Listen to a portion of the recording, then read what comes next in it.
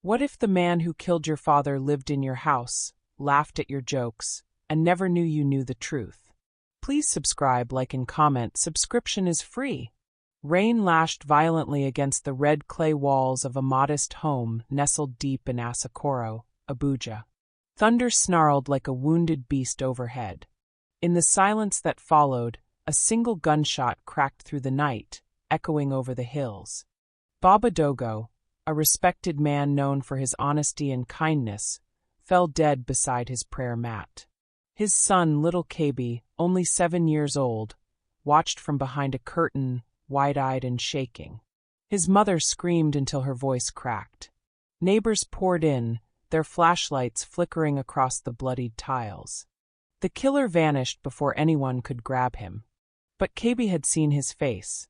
He would never forget that crooked smile, that single gold tooth, and the scent of expensive imported cologne, something no thief would wear.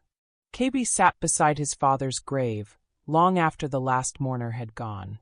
The cemetery behind the Anglican church was quiet except for the hum of city traffic in the distance. Abuja carried on, as if a great man hadn't just been buried.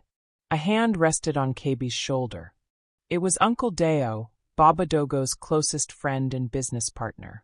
He was a good man, your father. He would want you to be strong. Kabi didn't reply.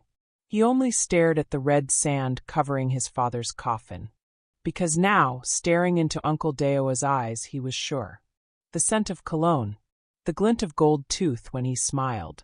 It was him. Kabi told no one. Who would believe a child? Uncle Deo was a pillar in the community, a man who paid school fees for the poor and donated to the mosque and church alike. Even Kabi's own mother leaned on Deo for financial support now. But Kabi's silence wasn't surrender. It was a strategy. Every day he greeted Uncle Deo with a smile, accepted the man's gifts, and listened when he told stories of Baba Dogo's courage. Inside, Kabi's heart hardened like burnt clay. He would wait. One day, when the mask slipped, he would strike, in a way no one would see coming. 10 years passed. Kabi grew lean and tall, like the mango trees in his father's compound. He studied hard and at night trained his body in silence, running, lifting, learning self-defense from old YouTube videos and watching crime documentaries. He became a shadow in the city's underbelly, visiting police officers, journalists, even bribing mortuary attendants to understand how crime scenes were faked. The deeper he dug, the more he learned about his father's past. Baba Dogo hadn't just been a good man. He had found out about a major land scam that Deo was part of, a scheme involving forged papers and millions of naira. Baba was going to report it the next day. He never got the chance. One evening, Uncle Deo threw a lavish party in Jabari in celebration of his latest real estate venture. Kabi attended, dressed sharply in a fitted black kaftan. He smiled politely, sipped malt, and observed. Uncle Deo laughed too loud, drank too much. And in a moment of drunken ego, he pulled Kabi close. You know, your father, he was stubborn, too honest for his own good. Sometimes good men don't live long. The words were slurred, but they struck Kabi like a knife. Deo had just confessed. He just didn't know it yet. Kabi began frequenting dusty mechanic shops and poorly lit joints in Nyanya and Wuz. Here, in the places where the city's secrets festered, he found allies. A crooked ex-policeman. A bike rider who once worked as a courier for thugs. A woman who had once carried bribes for Deo's company, but was never paid. Each gave him small fragments of truth. Some spoke out of guilt, some for money. But all shared a hatred for men like Deo, men who stole lives in fine suits and smiled on television. Kabi collected every whisper like it was gold. He bought a small recorder and began to trap conversations, waiting for Deo to slip again. The revenge was no longer just personal. It was now about justice for many. Zainab was bold, brilliant, and unafraid of powerful men. She wore long braids and a silver necklace shaped like Nigeria. Kabi met her at a university seminar on corruption. She questioned a senator to his face, right in front of cameras. Kabi introduced himself simply. I want to bring down a man. But I need someone who can make the truth louder than lies. She stared at him for a long second before replying. If it's truth you're carrying, I'll walk with you. But if you're carrying blood, don't let it stain me.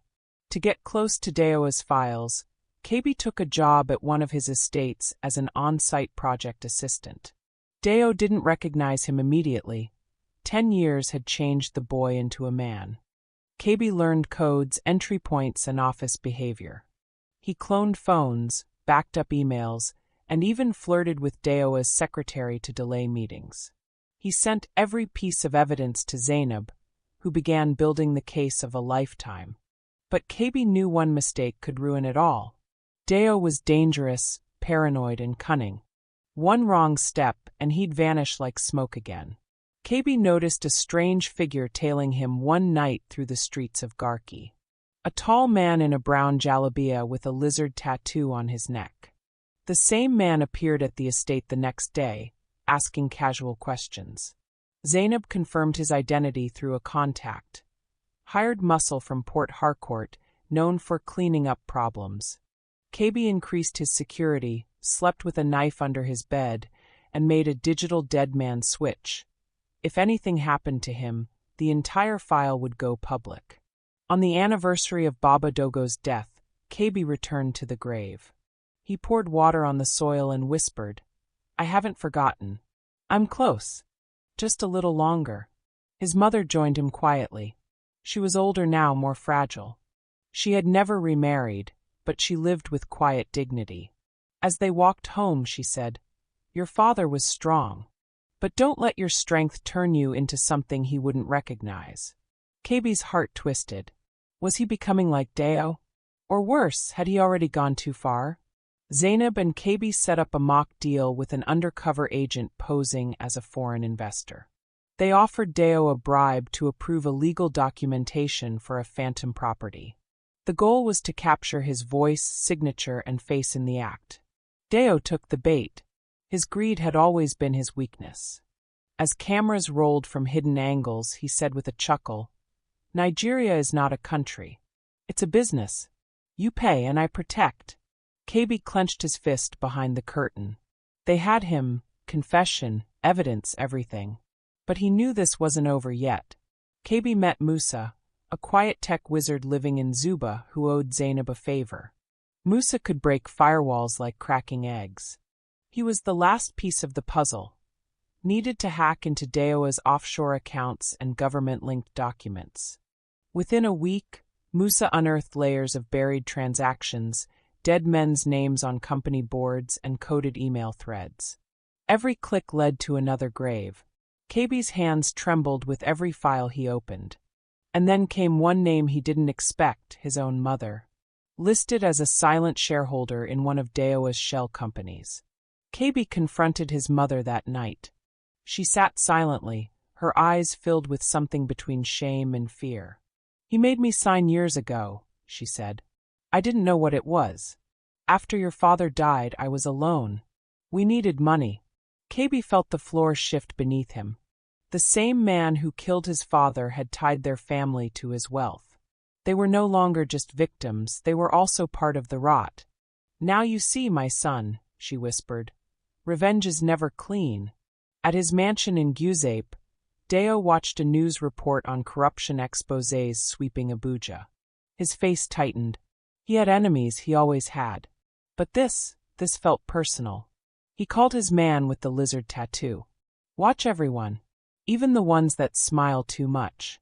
Especially them." The hunter was waking up, and KB could feel the air changing.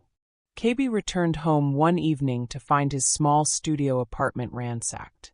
His computer was smashed. His backup drives were gone. And a single word was painted on the wall in red. "Stop." But KB had learned well.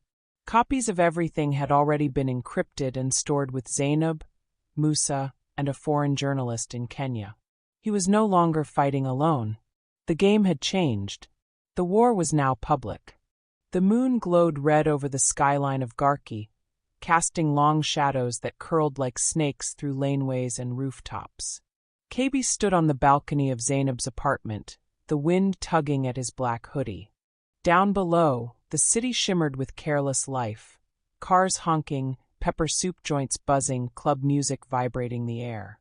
But KB wasn't listening. In his hands he held a letter. Handwritten. No envelope. It had been slipped under his door. If you want the truth about your father, come alone to Oppo Hill. Midnight. No police. No friends. Or your mother pays the price. Oppo Hill rose like a dark throne above Abuja, its rocky curves quiet beneath the rustle of wind-blown grass. KB parked his motorcycle at the base and walked up in silence, every crunch of gravel underfoot sounding louder than thunder. He carried no weapon, only a hidden recorder strapped to his chest.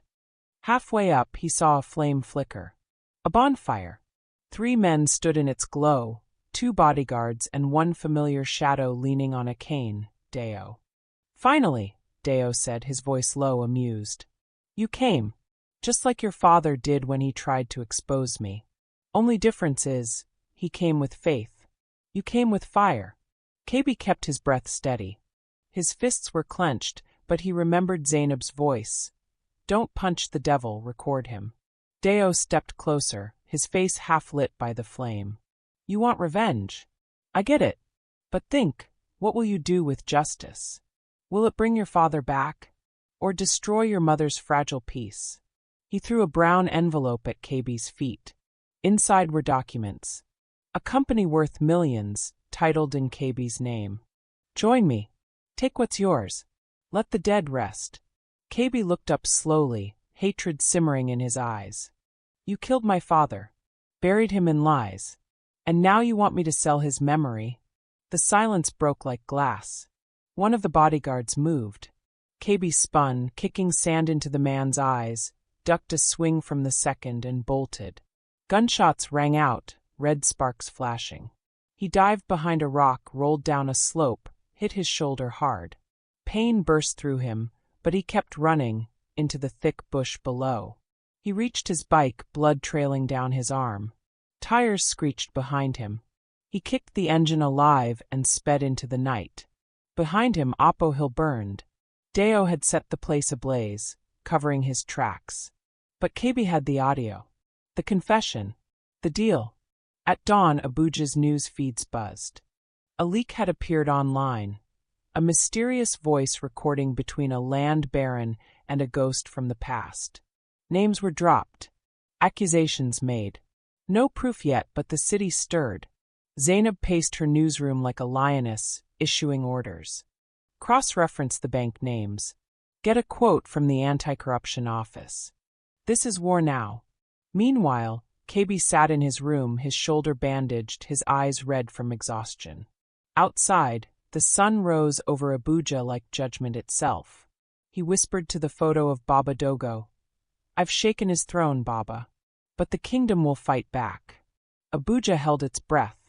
Whispers floated in the markets of Wuz, behind tinted car windows in Maitama, and across the smoky pepper soup bars of Garki.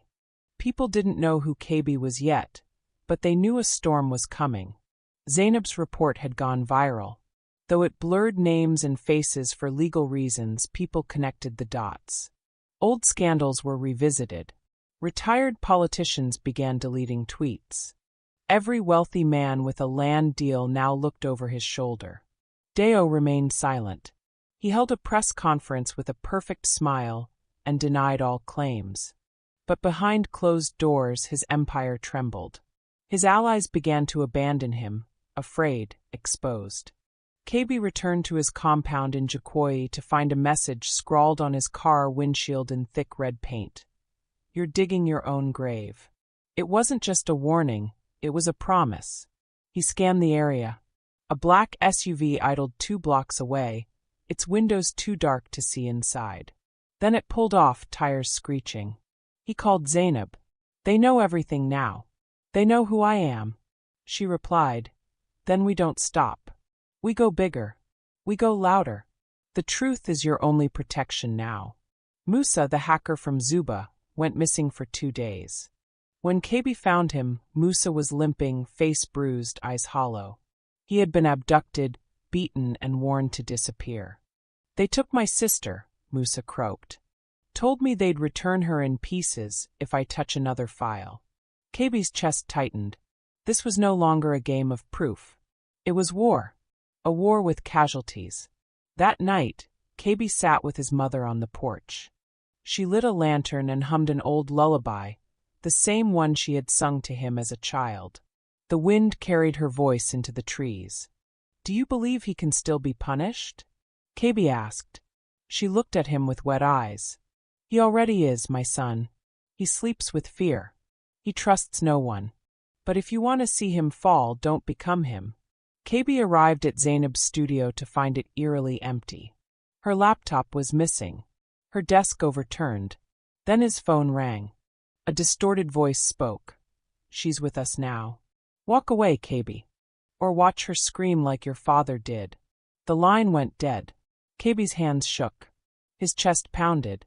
It wasn't just about his father anymore. It wasn't even about revenge. It was about protecting the only people who dared fight with him. KB wandered the empty studio, his footsteps echoing on the tiled floor. The only thing left untouched was a small audio recorder hidden under Zainab's desk. He played the last recording. Her voice, trembling but defiant, said, "If this is the end, let the world know. He controls the courts, but not the truth." KB, finish it. His breath caught in his throat. He replayed it 3 times. That one sentence was both a farewell and a command. He swore aloud, "I'll bring the whole system down if I have to."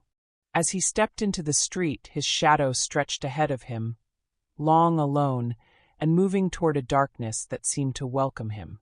KB made his way to one of Deowa's oldest estates, a deserted compound in Life Camp, known to be his secret retreat. Armed only with a hidden camera and his determination, KB scaled the back wall just before dawn. Inside, the place was eerie, abandoned toys, scattered wine glasses, half-burnt documents. In the basement, KB discovered a private server hub. The fans still hummed faintly.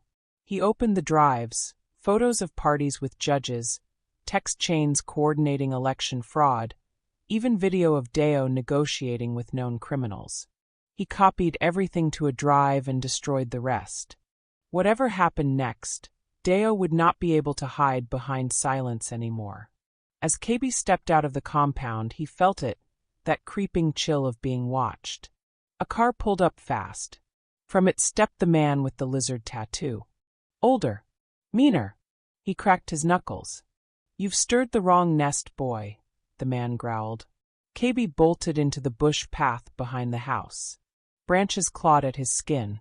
A bullet sang past his ear. Another grazed his side. He leapt into a dry gutter, breath heaving, heart hammering. Silence. Then footsteps. Then nothing. He waited an hour before crawling out. He was bleeding but alive. The lizard hadn't finished the job. Yet. By noon the next day, Zainab's disappearance made headlines. Musa, recovered, angry, and now fearless, leaked KB's files to a group of young digital activists.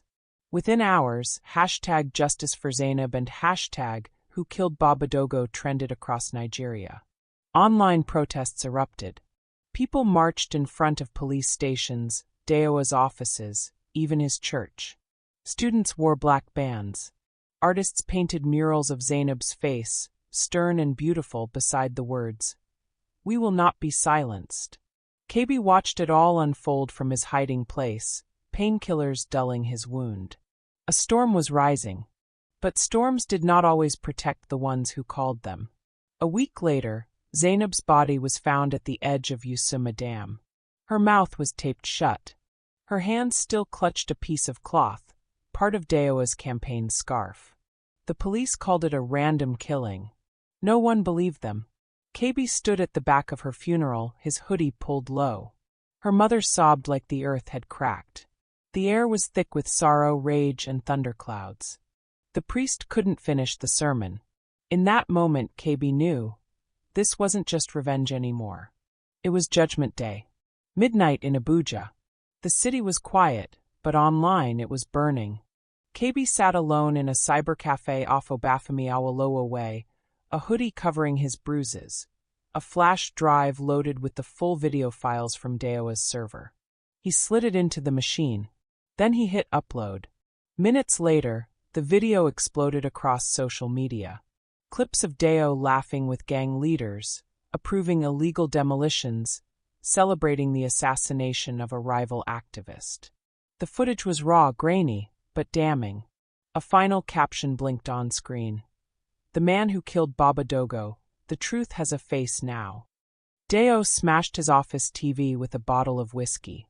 Sweat drenched his agbada as aides scrambled around him. One shouted, "Sir, the FCC is trending. They're saying they've reopened your file." "Shut them up," Deo roared. "Call whoever you need. Judges, senators, even the IG." But for the first time, no one answered his calls. Phones rang endlessly. His influence was leaking like a cracked pot. Power was abandoning him. One aide whispered, "Sir, Abuja no longer fears you." KB was on his way to a safe house in Lugby when his car was cornered near a construction site. Two black jeeps boxed him in. He leapt out and ran into the scaffolding. Armed men followed, firing into the air to scare civilians off. KB ducked behind cement mixers, climbed through beams, bleeding from a reopened wound. One grabbed him by the collar. He kicked the man down 2 stories. Sirens wailed in the distance. Police? No. A student protest convoy. Dozens of youth stormed in with banners and phone cameras, forcing the attackers to flee. KB staggered away, barely alive. The next morning, Deo's mansion in Guzape was raided by EFCC agents and press crews. The once proud estate became a war zone of flashbulbs and shouting. Files were hauled out, safes cracked open. Deo was not found. He had vanished hours earlier, last seen boarding a private jet headed toward Niger. But the borders were alert now. Interpol had been notified. In the chaos, one photo went viral. Deo's portrait being dragged out and thrown to the floor of his compound. The caption? "The throne has fallen." KB stood once more before his father's grave. The wind was soft this time. No thunder. No rain. Just peace. He placed 2 items on the tombstone. The scarf Zainab died holding, and the original recorder he'd used that night on Oppo Hill. "It's done, Baba," he whispered. He didn't see it coming. Behind him, people had gathered. Strangers, students, mothers, market women. They stood in silence, not for KB the boy, but for the man who had done what the law could not. Justice had spoken through him. KB couldn't sleep. Every victory he had earned tasted of ash. Zainab was gone. Musa had disappeared again, fearing for his life. His mother barely left the house, terrified that the shadow of Deo's wrath would still strike. He sat on the roof of his old childhood home, knees to chest, watching the stars. Abuja glittered below like a sleeping beast. He had broken the silence, but the cost kept rising. That night, a brick crashed through his window. Attached was a note. "You think it's over? You just woke the ones above Deo." KB met with an old politician named Alhaji Tunde, once Deo's mentor, now retired and bitter. They sat in a smoky buka behind Garki Market. "Boy," Alhaji Tunde rasped, "Deo was just a gatekeeper. You've embarrassed powerful men, men with no faces, no names. Men who live above headlines. You've started a war too big for revenge." KB leaned in, eyes sharp. "Then I'll name them. One by one." Weeks before her death, Zainab had hidden a backup of their investigation in a church orphanage in Karu. KB found the USB sealed in a Bible. Inside were names KB hadn't dared imagine. Former governors, oil magnates, foreign donors, all linked to a land laundering scheme bigger than anything Deo had touched. He handed it to a global media outlet. "Don't protect anyone," he said. "Let it burn." The next morning, an international expose lit the world stage. Abuja's syndicate, the truth beneath the capital. The nation reeled. Embassies responded. Arrests followed. KB came home to find his mother on the floor, unconscious. Her heart had given out from stress, worry, and grief. He rode with her in the ambulance, holding her hand, whispering, "Don't leave me now. We made it. We're free." At the hospital, she opened her eyes briefly. "You are your father's justice, KB," she whispered. "But promise me, no more blood." She passed that night, and with her, the last piece of his peace. Just as Nigeria began to heal, whispers returned. A man with a gold tooth was seen in Mali. Another rumor said he had plastic surgery and now ran casinos in Dubai. Some claimed he died in a boat explosion. KB knew better. Deo was alive, watching, waiting. But this time KB didn't chase. He returned to his father's compound and turned it into a free legal clinic, staffed by survivors, whistleblowers, and activists. A place where justice was not just a memory, but a living flame. It was a Tuesday afternoon when he walked in. A tall man in a plain kaftan, clean-shaven, with calm eyes that gave nothing away. KB was at the front desk, signing off legal aid forms when their eyes met. "I hear this place helps victims," the man said. KB nodded. "We try our best." The man smiled faintly. "Good. Because some victims wear suits. Some victims kill to survive.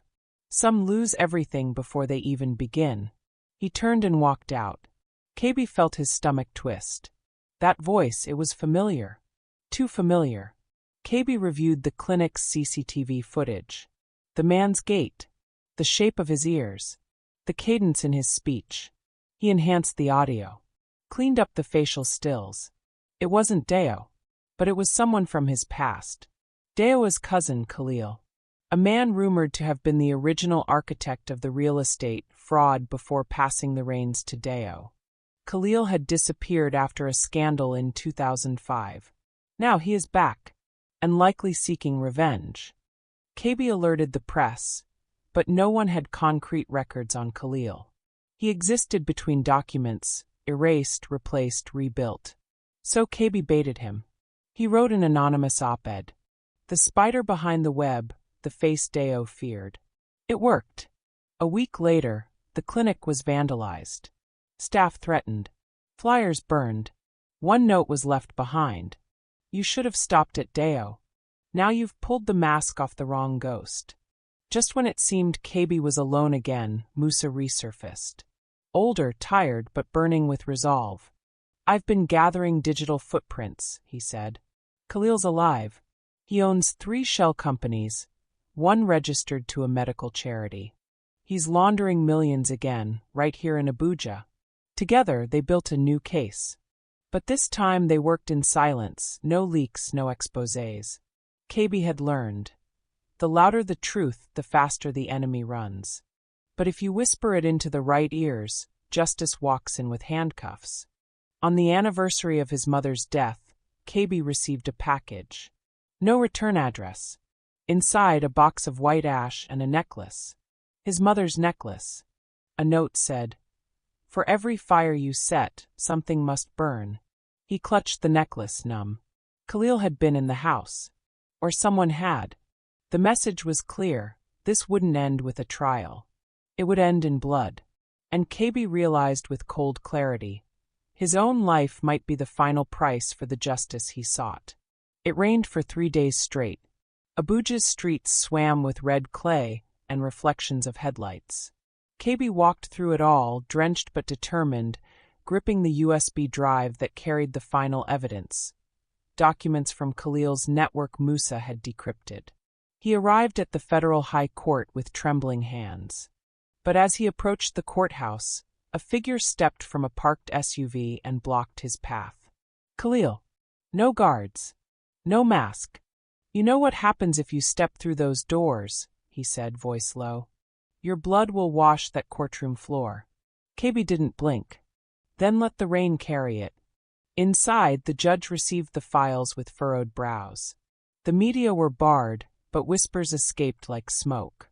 Khalil's name echoed across marble walls, dragging a web of men down with him.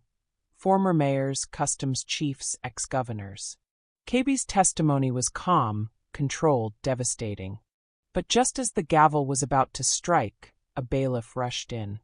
"Sir, the key witness, Musa, he's been attacked outside." The room erupted. KB froze. Musa's blood was on the courthouse steps.